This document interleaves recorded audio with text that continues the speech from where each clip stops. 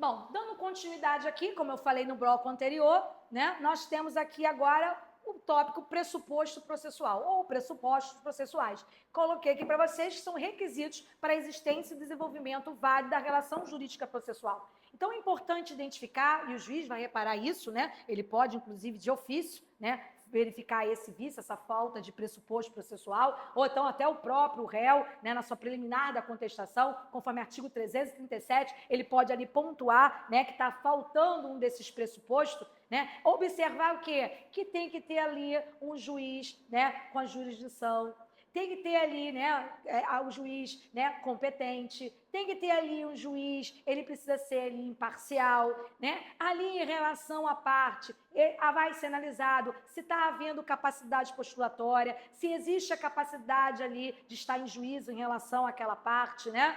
Fora que, né, vai ser verificado que a inexistência do que, gente? Da litispendência, a inexistência da coisa julgada, a inexistência da preempção, a inexistência ali da convenção de arbitragem. Fora que vai ser verificado aqui pelo juiz se a petição está apta, válida e se houve a citação de forma válida. Porque qualquer dessas circunstâncias, gente, né, faltando ou deixando de ter, vai estar aferindo o quê? Esse pressuposto processual.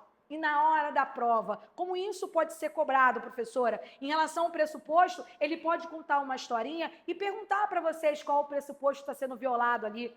Ou perguntar para vocês, né, ali na questão da prova, narrar o pressuposto e pedir para que você identifique qual é esse pressuposto. Ok? Mesma coisa na parte de princípios, tá? Que eu não comentei isso com vocês lá no primeiro bloco, não. Mas em princípios eles podem cobrar literalidade, copiar o que está no artigo, e aí tem que ter cuidado com as mudanças que eles podem fazer, né? Para tornar aquela opção ali errada, e aí você identificar apenas uma como certa. Ou então ele pode narrar uma história para que você identifique qual o princípio, ou então narrar uma história e perguntar qual o princípio está sendo violado. Então, isso tudo pode acontecer lá, como pode acontecer aqui. Então, é importante vocês conhecerem esses termos. Uma professora só falou tanto nome feio que eu não consegui nem anotar aqui. Não precisa voltar, porque no roteiro vai ter esses nomes feios e agora eu só vou explicar. Então, só quero que vocês entendam, né, os termos aqui que eu vou explicar, que inclusive muitos desses conceitos estão na lei, tá? Mas vou explicar aqui passo a passo. Quando eu digo para vocês, né, que não pode existir, então tem que ter a inexistência da perempção, porque senão vai haver aí um pressuposto de validade, né, de validade importante não existindo aí, né? Porque tem que ter o quê? A inexistência da perempção, porque se ocorrer a presença dessa perempção, né, vai estar esse pressuposto de validade, né, não cumprido, e aí o quê? Vai ter aí, não vai poder prosseguir, né? Por causa do que não vai ter validade ali. Então, vamos lá para o que é a preempção. Vamos imaginar que eu ali vou entrar com uma ação judicial. Eu entro com ação judicial. Isso já caiu da prova de FGV, tá? Eu entro com ação judicial e aí abandono a causa. Isto é, eu, Vanessa, né, ali faço o abandono ali unilateral daquela causa, abandono aquele processo. Claro, eu vou ser intimado, mas eu continuo inerte, não manifesto, e aí o que acontece? O processo vai ser extinto sem resolução do bem. Encerrou, né? Posso entrar de novo? Nesse caso, posso, porque houve uma sentença determinativa onde há ali, né, a extinção desse processo sem resolução de mérito. Então, não há resolução de mérito, então, né, eu vou poder entrar de novo com a mesma ação. Ação idêntica, sim. E o que seria ação idêntica? Mesmas partes, mesmo pedido e mesma causa de pedido. E aí, como é que fica aí essa situação? Entro de novo, beleza. Vai novamente. Aí, se eu novamente, pela segunda vez, deu caso dessa extinção, porque eu abandonei a causa de forma unilateral. Aí, entro pela terceira vez? Posso entrar pela terceira vez. Mas aí, novamente, eu extingo o processo, deixo o processo lá parado, faço ali ocorrer a extinção do mesmo. E aí, eu vou poder entrar pela quarta vez? Não, perempção. Lembra que um dos pressupostos de validade é o quê? A inexistência de perempção. Está havendo a perempção aqui, isso não vai prosseguir. Tá? Não tem como prosseguir. Inexistência de litispendência, nome feio, né? Litispendência, litígio pendente. Então, se você entra com uma ação judicial e ela está em curso, em andamento, você não vai poder entrar com outra idêntica a essa. Como assim, outra idêntica? Mesmas partes, mesmo pedido, mesma causa de pedido. Se essa está em andamento em curso, aquela que você ali registrou primeiro ou distribuiu primeiro, ali faz-se o juízo o quê? Prevento. E ele fica. Se ele está em curso, você entra com outro idêntico igual esse aqui precisa ser extinto, não vai poder prosseguir. Porque lembra que para poder ali, né, ter validade, precisa o quê? Ter a inexistência da litispendência, como está tendo a existência da litispendência, né? O que vai acontecer? Se já tem uma ação já em curso, essa aqui não vai poder prosseguir. Vai estar ali ferindo o pressuposto ali de validade, da inexistência, né, de ali a litispendência. E coisa julgada, professora? Vamos em tem que ter a inexistência da coisa julgada. Então, o que vai acontecer aqui? Se você entrou com uma ação judicial e ela já transitou em julgado, isto é, tudo que tinha que ser feito nessa ação judicial já foi feita. Acabou. Não tem mais nada a se fazer. Não tem mais ali recurso, acabou tudo. Transitou julgada, fez coisa julgada aí, material. Quando faz-se coisa julgada, gente, já encerrou. Se você ganhou, já recebeu, acabou. Se você perdeu aí, acabou, acabou. Já não tem mais aquela... Passou aquele prazo de recurso, todos foram julgados, ou passou aquele prazo, ninguém ali recorreu, acabou, zerou. Não tem mais o que comentar, porque se você entrar de novo com a mesma ação, isto é, mesmas partes, mesmo pedido, mesma causa de pedir, vai poder prosseguir essa ação aqui, porque senão, se não existisse isso, ia virar uma bagunça. Aquele que entrou, depois ia querer entrar de novo para ver, vai que... Não existe vai que. Então, se já houve a coisa julgada aqui, entrando com essa ação, não vai prosseguir. Por quê? Pressuposto processual aí de validade, porque tem que ter a inexistência da coisa julgada e está existindo aí a coisa julgada. Ok? Então, não vai prosseguir. Bom, mais situação. Lembra que eu falei da inexistência da convenção de arbitragem? Ih, professora, o que é isso? Inexistência de convenção de arbitragem. Na letra da lei, até no próprio artigo 3º do Código de Processo Civil, e não só no Código de Processo Civil, mas a Constituição também fala, da possibilidade de quê? De você ou entrar com uma ação judicial ou a possibilidade de resolver isso através da arbitragem. Esses são os outros meios de solução, né, do seu conflito. Você pode entrar ali através, né, do Poder Judiciário ou através da arbitragem. E fora também que existem outros meios consensuais que tem ali também a mediação, a conciliação, coisas que vocês vão ver mais à frente. E aí o que acontece aqui, gente? Se fizer um contrato, tá? Isso às vezes acontece muito com questões empresariais, né? Eles fazem um contrato e colocam uma cláusula, então escrito uma cláusula ali, dizendo que caso tenha um conflito, está assinando agora o contrato, não sabe nem se vai ter problema, mas antes de ter, já bota lá, caso tenha conflito, o mesmo vai ser solucionado através da arbitragem. Então você vai ter que levar para árbitros e não para o juiz. Se vocês combinaram isso, convencionaram isso por escrito no contrato, se não for uma cláusula abusiva, gente, realmente foi combinado, convencionado, não vai poder amanhã, depois que tem um conflito, levar para o juiz analisar, o Poder Judiciário analisar. Porque se isso acontecer, com certeza o que, gente? Aquela parte que entrou com a ação no Poder Judiciário, o outro, o réu, vai o quê? Na sua preliminar contestação, vai dizer para o juiz o quê? Que há uma convenção de arbitragem.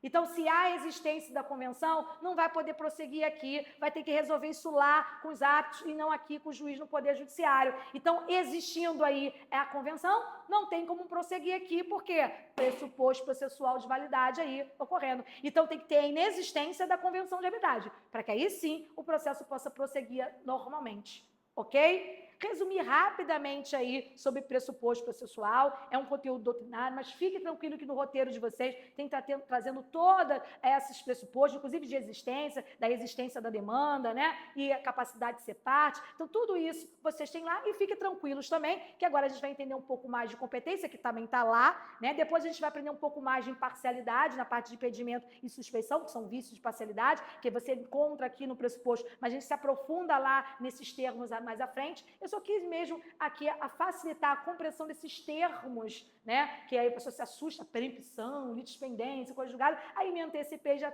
trouxe para vocês esses termos e expliquei. Mas fique tranquilo aí que tem outros pressupostos que estão de existência e validade, mas que no decorrer das aulas a gente vai estar entendendo melhor. Beleza? Ok? Depois do pressuposto, vamos falar mais de um tópico, né? Temos aí, ó, a cooperação jurídica internacional. E também vamos ver a parte de competência interna.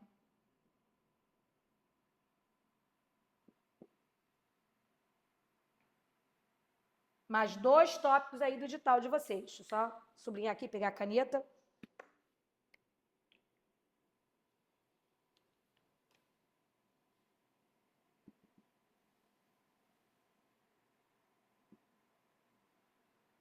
Colocamos aqui os artigos, mas no roteiro vocês vão ter, tá? todos esses artigos. Na parte de cooperação jurídica internacional, vai do 26 ao 41. A competência interna, cooperação jurídica e internacional, do 26 ao 41. E a competência interna, do 42 ao 66, ok? Bom, vamos lá explicar aqui. Deixa eu primeiro fazer vocês entenderem como é que funciona essa questão aqui, né, da competência, tá? E aí ficar mais claro, né, sobre essa questão da cooperação. Quando eu falo cooperação, eu estou me referindo o quê? A ajuda mútua, né? Que é aquela colaboração que vai existir. E isso pode existir entre países estrangeiros, por isso que a cooperação jurídica internacional, como isso também pode acontecer entre o mesmo país de forma nacional, a cooperação aí jurídica nacional. Mas vamos entender primeiro aqui em relação à competência, só para vocês terem uma ideia aqui como é que funciona, tá? Para alguns doutrinadores, competência é a medida da jurisdição, tá? São os limites jurisdicionais. O que é isso, professora? Significa dizer que um juiz, ele tem o quê? A competência dele está baseada nos limites territoriais, né? Nos limites aí jurisdicionais. Como é que funciona isso? Eu, se estou aqui, ó, e pertenço, sou juíza de direito, né, civil, da primeira vara civil da comarca da capital do estado do Rio de Janeiro. Então, eu vou, o que, gente? Praticar os atos que vão estar ocorrendo, e ali as ordens que eu vou passar aos meus subordinados, aos meus auxiliares, vão ser aqui, ó, para trabalhar dentro desse limite, tá? Então, dentro de limites, o quê? Territoriais, limites jurisdicionais. Eu não posso ultrapassar esses limites, né? Como assim? Eu preciso fazer uma citação, eu preciso aí fazer uma intimação, por exemplo. Se eu preciso fazer uma citação e intimação, que até já expliquei um pouco para vocês aí, né, o conceito, e é estudado isso, comunicações dos atos, o que eu vou ter que fazer aqui? Né? Eu preciso, e se eu precisar, claro, a gente vai aprender que a regra hoje em dia é meio eletrônico, né? E a gente vai falar também da possibilidade da citação ser por correio, e o correio é em âmbito nacional, né? Mas vamos imaginar que seja uma situação que eu preciso que o oficial de justiça cumpra essa citação ou cumpra essa intimação. E mais para frente a gente vai entender aí essa hipótese, tá? Mas agora eu só quero que você entenda o que eu preciso que o oficial de justiça cumpra essa citação, essa intimação. Aí, o que eu faço? Eu chego para o meu oficial de justiça, que aí, no caso, é o meu auxiliar, e aí, o quê? Da justiça, eu chego lá, dou a ordem. Qual ordem que eu dou? Cite, né, fulano. Aí, quando eu peço para citar, lá o endereço diz que o fulano é lá de São Paulo, tá? Aqui a gente está no Rio de Janeiro, né? Lembra que eu falei que era da primeira vara civil da comarca da capital do estado do Rio de Janeiro? Ou mesmo que ele fosse de Caxias, Nova Iguaçu, é outra comarca. Eu vou mandar aí o meu oficial de justiça ir lá para São Paulo cumprir aí essa citação? Não, porque está fora dos meus limites, o quê? Jurisdicionais. Lembra que eu falei isso para vocês? Então, eu não vou poder. Ah, então, já sei, professora, já sei. A senhora, né, aqui no caso, nesse exemplo, o juiz vai chegar para o oficial de justiça lá de São Paulo e vai falar para o oficial de justiça lá de São Paulo, cumpra essa citação para mim. É assim direto com o oficial de justiça? Eu dou a ordem para o juiz, né, passando por cima de outro juiz, dando a ordem para o oficial de justiça daquele local, daquela comarca, passando por cima do juiz? Ou, imagine só a citação nos Estados Unidos. Claro que o oficial de justiça ia adorar, né? Imagina ir para os Estados Unidos com tudo pago para poder... Ah, ele ia querer... Ia ter gente querendo fazer a prova, né, o concurso aí para execução de mandados, que nós temos aí na lista, né, só para poder o quê? Sabendo, não vai funcionar, não é assim, não vai mandar aqui o oficial de justiça lá. E nem vou passar também o quê, gente, dos limites, chegar para lá, para aquele país e falar assim, ó, auxiliar, né, aí, ó, faz esse cumprimento de citação aí para mim. É assim? Não. Aí entra onde eu quero chegar. Entra o quê, gente? O pedido de cooperação. Tá? Em relação entre países diferentes, né, chama-se cooperação jurídica internacional, ok? E aí, como é que funciona? Primeiro, é intermédio através de tratado ou de reciprocidade, tá? Tem que ter esse intermédio, ok? Fora que vai ter lá a autoridade central, e as autoridades centrais, no caso do Brasil, se não for ali de forma diferente, vai ser Ministério da Justiça, tá? E que aí o que, gente? Pode ser pedido aí como objeto, né? Como eu falei, pode ser citação, pode ser intimação, obter aí algumas informações, né? Às vezes até fiscais, né? Nós temos aí obtenção de provas. Então, tem várias situações como objeto previsto na letra da lei, ok? E aí, de que forma pode ser feito aí e esse pedido de ajuda entre países, né? Pode ser feito para cumprir esses objetos e pode ser feito através de auxílio direto ou através da chamada carta rogatória, tá? Mas como o próprio nome diz, auxílio direto é diretamente, né? E o que, gente? Através de carta rogatória, aí precisa ir até de uma tramitação judicial maior, tá? Em que sentido? Quer ver? Um exemplo de auxílio direto, né? Vamos imaginar que um país estrangeiro queira obter informações aí fiscais de um cidadão aqui brasileiro, tá? Pode ser feito, gente, nem necessariamente precisa de ação judicial, né? Pode ser feito esse pedido direto, né? Através de autoridades centrais, chegar aqui e pedir tal informação e a gente o quê? Colaborar. Tem tratado ali, né? Intermédio do tratado, tem um tratado, ou tem a questão da própria reciprocidade, e assim prosseguirá. Agora, mas professora, eu preciso ali, tem uma ação judicial aqui, onde eu preciso, lembra da citação? E precisa fazer essa citação lá nos Estados Unidos? Como é que eu vou proceder? Eu faço uma carta rogatória, aonde vai ser expedido aqui, aí precisa passar para a língua estrangeira, naquele também da auxílio direto, também precisa passar, tá? Porque se é outro país, vai ter que passar para a nossa língua, né? Na nossa língua para a língua deles, então precisa ver, porque ali, né, são línguas diferentes. E aí o que acontece? Vai ali ter a tradução, tudo bonitinho, né? Vai mandar para ser distribuído ou registrado naquele país, né? Naquele poder judiciário daquele país. Chegando lá, vai chegar à mão de um juiz de lá, né? Que vai passar para as autoridades centrais, vai chegar até o poder judiciário. Chegou até o poder judiciário, ele ali, claro, ele pode recusar. Se acontecer dele recusar aí, né, o cumprimento dessa carta rogatória, a gente vai aprender mais à frente em comunicações dos atos processuais, que vai ter então fazer a citação por edital, tá? Mas o que? Aceitando, porque tem lá o tratado ou a reciprocidade ali para esse intermédio foi cumprida, e depois de cumprida de lá, ele vai mandar o seu auxiliar cumprir, cumpriu lá, vai o quê? Devolver, vai passar pela autoridade central, pela nossa autoridade central e depois aqui para o nosso poder judiciário para poder dar prosseguimento, ok? Então, existe tanto auxílio direto como carta rogatória em relação aí à cooperação jurídica internacional. Não deixe de ler os artigos 26 a 41 do Código de Processo Civil. Já a competência interna, o que vocês precisam saber, além do conceito que eu já até trouxe para vocês entenderem aí como funciona. Vocês vão precisar aí saber, em relação à competência, deixa eu só aqui apagar, botar aqui a informação do conceito, que eu já expliquei, só para ficar como tópico aqui, e dividir aqui, ó. Tem lá o conceito, que eu já dei para vocês, mas o que vocês precisam saber? Critério de fixação de competência, tá? Vocês vão precisar saber que, em relação à competência, nós temos a competência material, em razão da matéria, ou material, a funcional, ou hierárquica.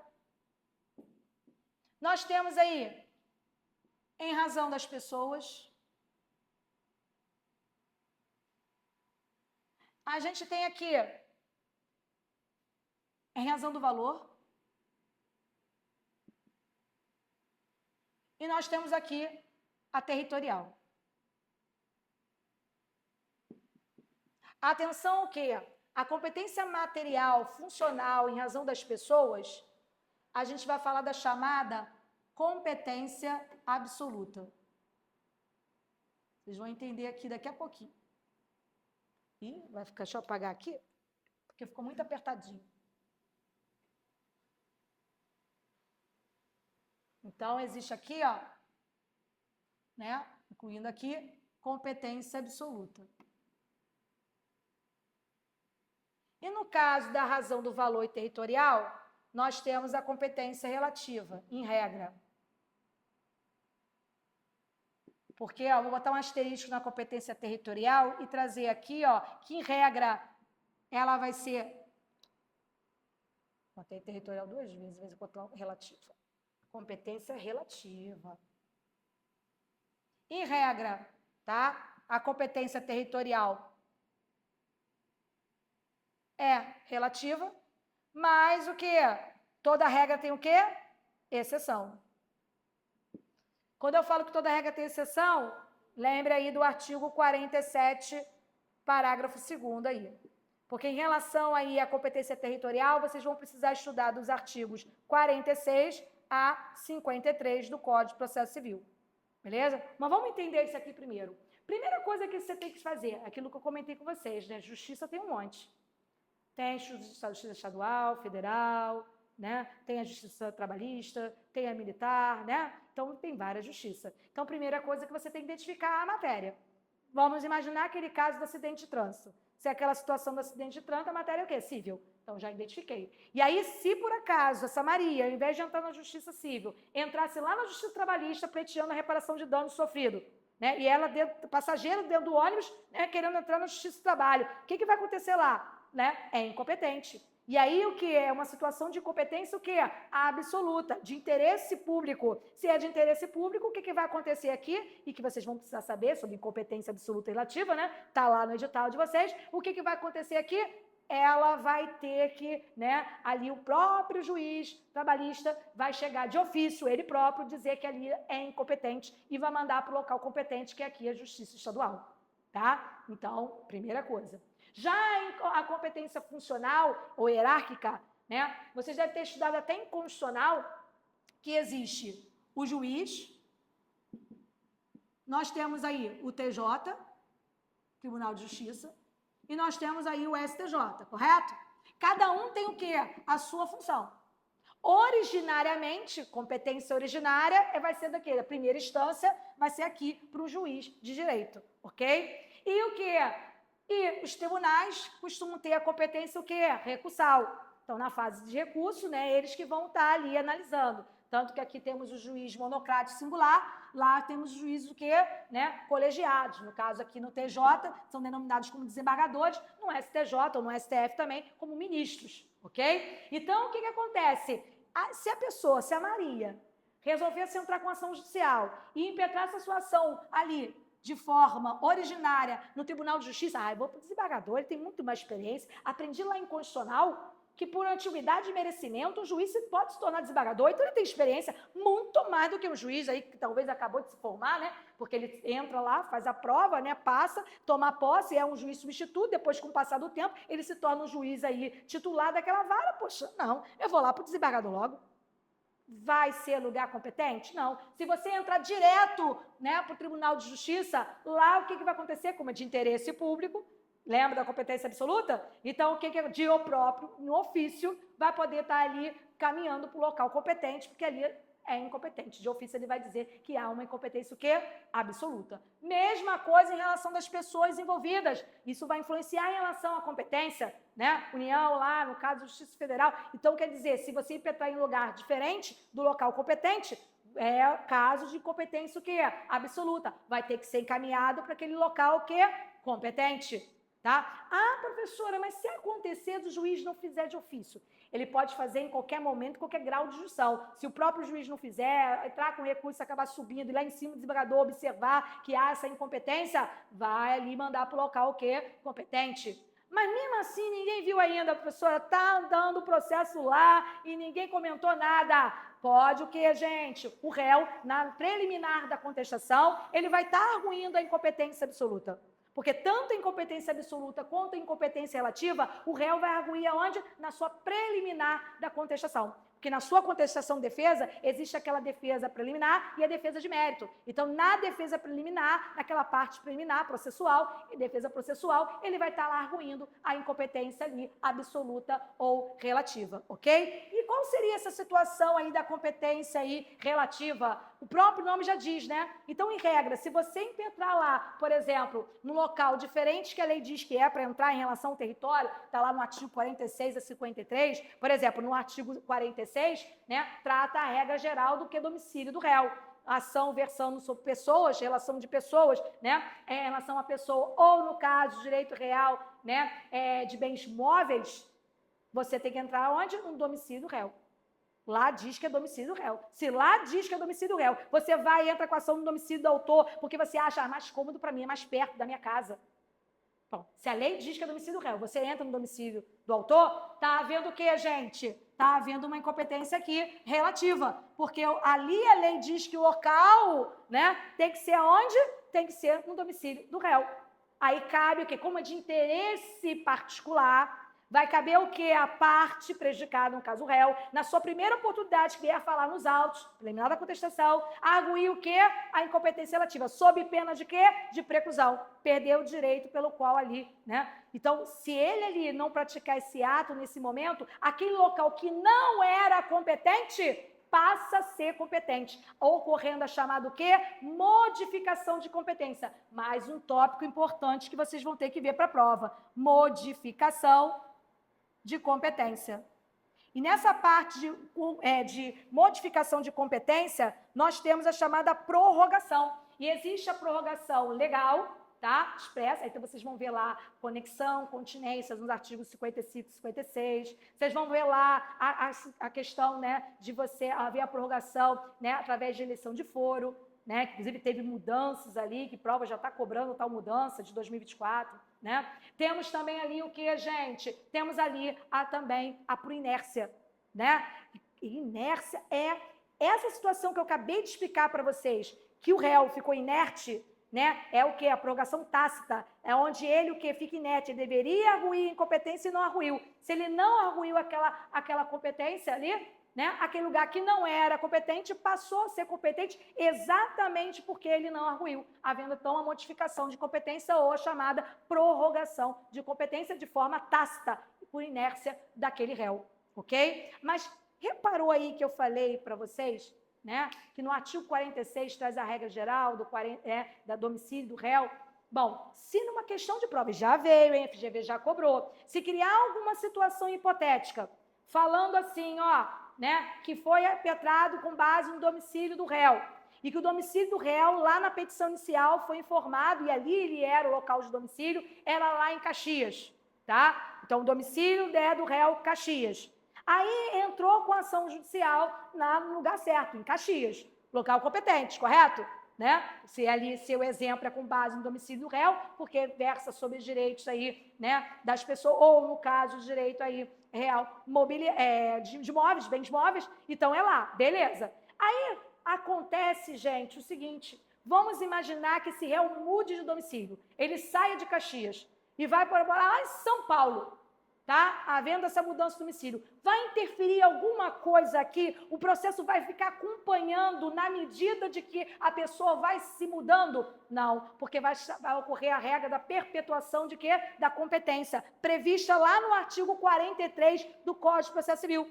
Então, se quando você ajuizou, ali registrou, distribuiu, né? Era naquele local, aquele local perpetua-se como sendo local competente. Mesmo que haja mudanças posteriores, é irrelevante essas mudanças posteriores, ok? Vai valer o quê? No momento que você ali registrou ou distribuiu aquela ação judicial. Isso é a regra. Claro que toda regra tem exceção, sim. Se não existir mais o juízo de Caxias, né? Ou então ali não é o local competente, há uma incompetência absoluta, é óbvio que não vai continuar por ali e vai mandar para o local competente. Mas tirando isso, a perpetuação da competência.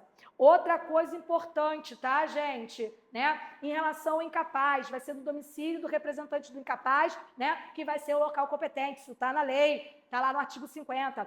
Cuidado também aí com o artigo 53. O 53, ele vai falar da competência em relação a divórcio, separação, né, dissolução de união estável. Cuidado, porque ali vai variar de acordo com cada situação que a prova ali criar. Então, se a prova falar que tinha incapaz, né, envolvido ali naquela ação de divórcio, vai ser ali uma competência. Ah, mas não tem incapaz, não. Aí você vai ter que ver se na questão vai dizer se ali tinha o quê, gente? Se ali do casal, né, alguém ainda continua morando no domicílio do casal.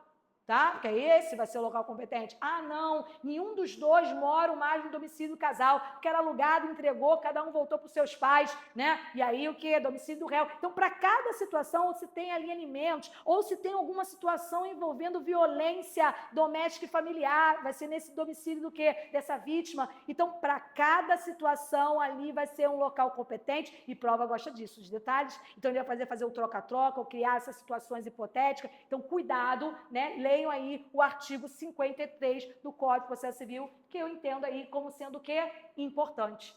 Para fechar aqui, gente, né, eu já fiz um resumo bem aí, né, com vários pontos importantes em relação à competência, não esqueça que na modificação de competência não é somente no caso da inércia, né? Lembra que eu falei da eleição de foro? Lembra que eu falei aí para você conexão e continência?